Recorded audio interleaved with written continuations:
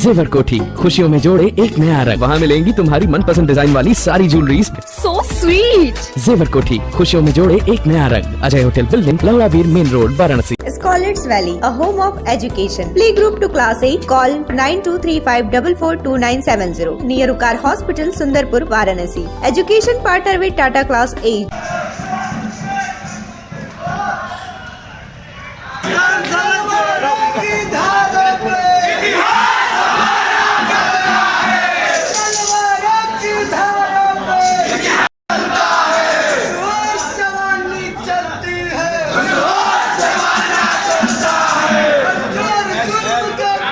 जो भी गतिविधियाँ हुई, इंटरव्यू हुए अलग अलग जगहों पे, उनके लिफाफे खोले गए।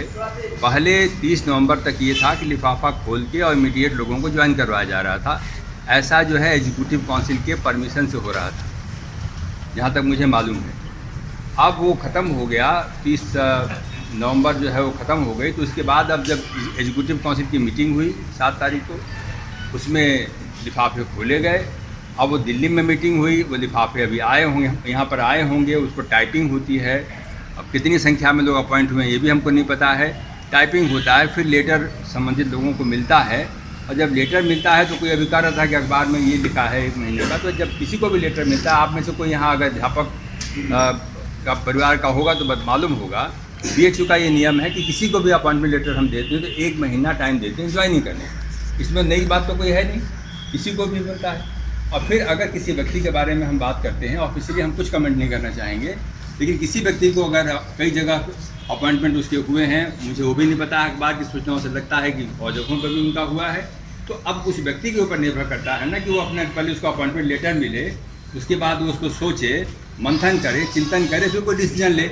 हम पहले से ही कैसे हम मान सकते हैं कि कुछ हुआ ही नहीं है, उसकी बात ही नहीं हुई। तो ऑफिशियल जो स्टेटमेंट हमारा है वो यही है कि एग्जीक्यूटिव काउंसिल ने लिफाफा खोल दिया है। वो लिफाफे यहाँ पर आ गए होंगे।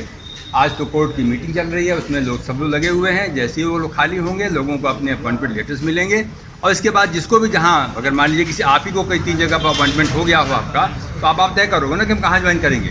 इसको पहले से कैसे आप मान सकते हैं कि यहाँ ज्वाइन किए या नहीं किए, या नहीं करेंगे या करेंगे, ये कैसे कहा जा सकता है। तो इसलिए आप लोग प्रतीक्षा कीजिए। सार्थक सर्जिकल सेंटर, जहां अत्याधुनिक लिथोट्रिप्सी मशीन द्वारा गुर्दे की पथरी का बिना ऑपरेशन के सफल इलाज। एक ही छत के नीचे सारी सुविधाओं के साथ एक संपूर्ण हॉस्पिटल। एकता चौराहा, पहाड़िया, वाराणसी। चक्रपाणी ओझा, शोध छात्र, काशी हिंदू विश्वविद्यालय। आज आप लोगों की तरफ से क्या निर्णय लिया गया और कौन समझाने आया था, क्या समझाने? देखिए, जिस तरीके से परम पूज्य महामना जी महाराज द्वारा स्थापित काशी हिंदू विश्वविद्यालय में उनकी इच्छा एवं संकल्पना, साथ ही साथ विधि द्वारा स्थापित परंपरा की जो संरक्षण व्यवस्था है, उसके लिए छात्र पिछले 1 महीने से आंदोलन कर रहे हैं और आज भी अडिग हैं। जिस तरीके का काशी हिंदू विश्वविद्यालय प्रशासन का लचर रवैया है, कहीं न कहीं वो निंदनीय है और छात्रों के भविष्य के लिए आगे आने वाले समय में कैंसर का काम करेगा। इसलिए हम विश्वविद्यालय प्रशासन को यह निवेदन पूर्वक बताना चाहते हैं कि यदि शीघ्र से शीघ्र कोई निर्णय नहीं आया तो हम आमरण अनशन के लिए बाध्य हैं।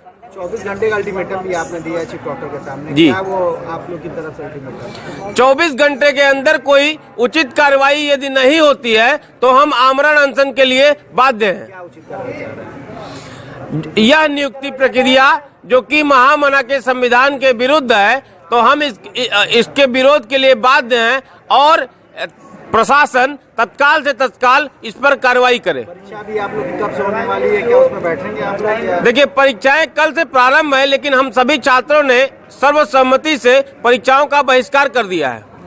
अभी जो एक कार्यकारिणी की जो बैठक हुई है दिल्ली में, उसमें ये जो फैसला है वो फिरोज खान के पक्ष में दिया गया है कि जो निर्णय लेना चाहे वो खुद ले लें। इसका मतलब SPDV का भी दरवाजा उनके लिए BHU ने खोल रखा है। नहीं, तो हम भी कोर्ट के और इसी के फैसले का स्वागत करते हैं कि जो निर्णय वो लेना चाहे वो ले सकते हैं, लेकिन महामना जी की संकल्पना एवं विधि द्वारा स्थापित इस संकाय में उनका प्रवेश वर्जित है।